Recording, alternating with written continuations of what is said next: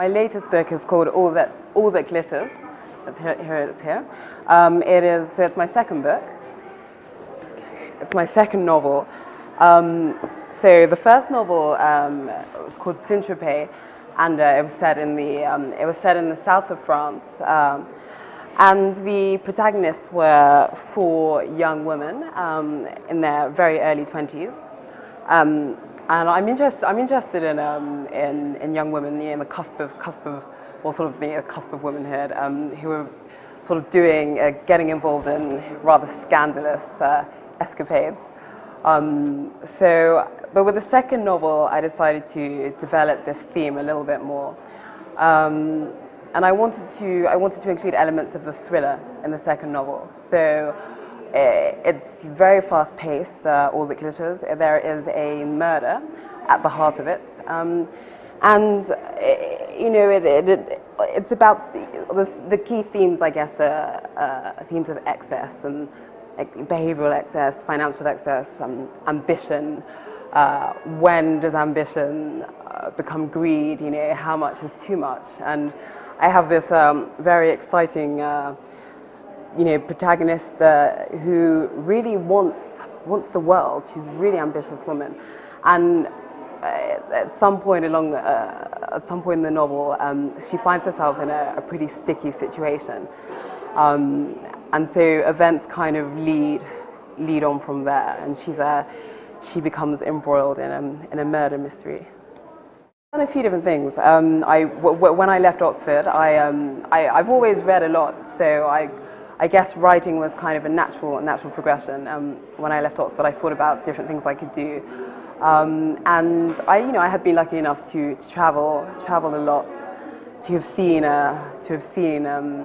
exciting things on my time, and I thought by that point I'd collected enough stories to start putting pen to paper, to start writing about them, and it's quite self-perpetuating. Once you start writing, you find it easier to be inspired, well, at least I do, and more stories come, and I'm constantly observing and looking around me everywhere I go.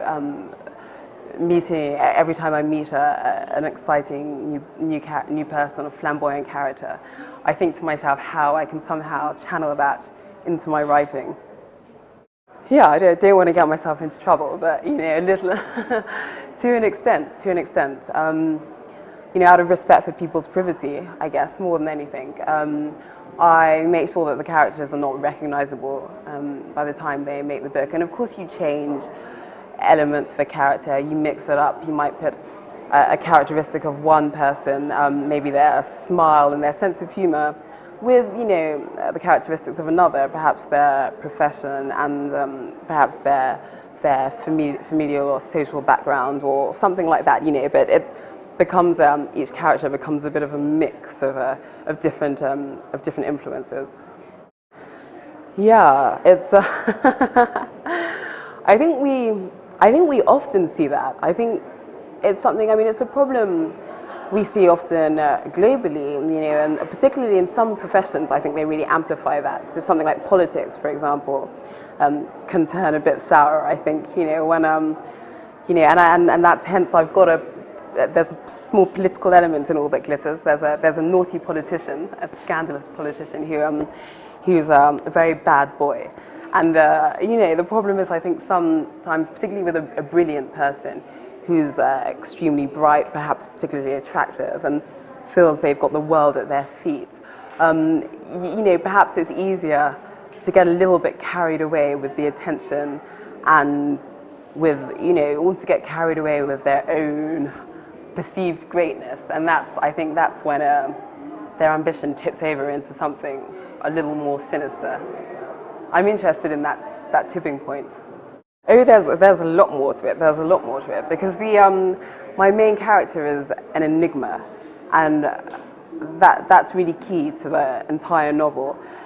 We meet her and we're introduced to her in one way, and by the end of the novel, I don't want to give too much away, but by the end of the novel, we've entirely revised our opinions on her, and we find out more and more about her as the novel progresses, and what we find out is not, hopefully not, what we initially would expect to find out about her. And so those characters always, I think, are the most engaging characters, enigmas.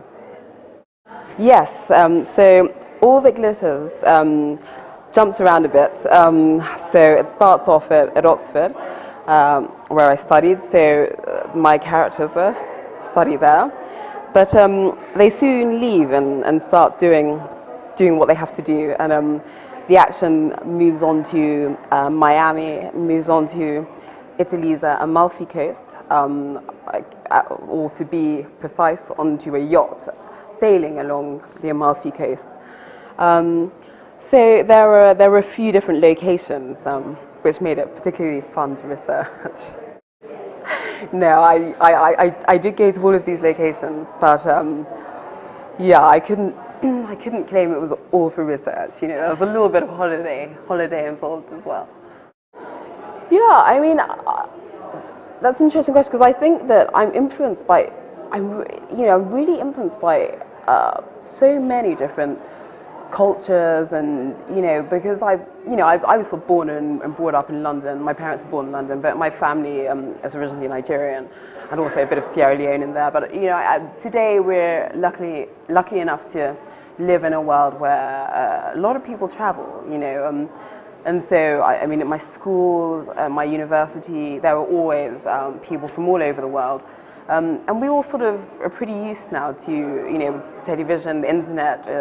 So the internet really has made it so normal for us to encounter just a multitude of influences from all over the world on a daily basis.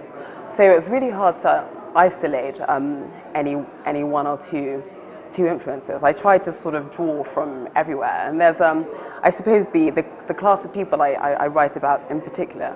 I guess, which is well, in the last couple of books, it has been the sort of I suppose the ultra rich, and these people are probably even more global than others, because they travel so frequently, and it's not a problem for them to travel around and to have homes in different places, and so it's I feel these people are probably most international of all. Well, I'm a Londoner. I am a Londoner, but I'm also a global citizen, and I don't see a contradiction. I really don't see a contradiction. But I really think the best thing when writing is not to think too hard about these kind of things. Just to write, and just to. Sometimes it's harder to actually judge yourself in in these matters. Perhaps one of my readers might see this differently, but I think my passion for travel and for learning about other cultures is definitely evident in my books, because I'm trying to think. If I think where my protagonists come from, Saint-Tropez, they get the main characters were, one was very, very English, Tara. One was Latvian model, another was Sarah, was English, and there's Abena, who's English but Ghanaian. In the next book, there's a Nigerian character, an Indian character. Pretty much, I've just so many different nationalities, because that's the world we live in now, and but I suppose what they've got in common is that a lot of them have been through either maybe a British institution like a British university, or have lived in London at some point. But that's not to say in the future that I wouldn't write from a non-Londoner's perspective, So, and I've got an American character. He's one of the main characters in All That Glitters, and so I actually find it really fun to try not to be too London-centric about what I do. It depends what conflicts we're talking about, because there are quite a few. So, I mean, there are the basic themes, which are of course universal. Love and lust. They're the key themes, which I think all of us we're at the mercy of what love and what lust can do to us in life. But obviously there are some elements. I mean, some of the the problems of, you know, how many yachts should I buy this year? You know, I don't have that issue, and I think probably, you know, and for most of us, we don't have to worry about these kind of things. But there's a certain small section of society that has unique issues because of their social or their economic situation. But I think it is probably a little more exciting for the reader to write about a group of people that, although they'll know of, they don't know as much about. So that way I can, through my books, I can sort of try and maybe introduce the reader, or give the reader an insight into a world that they're not so familiar with.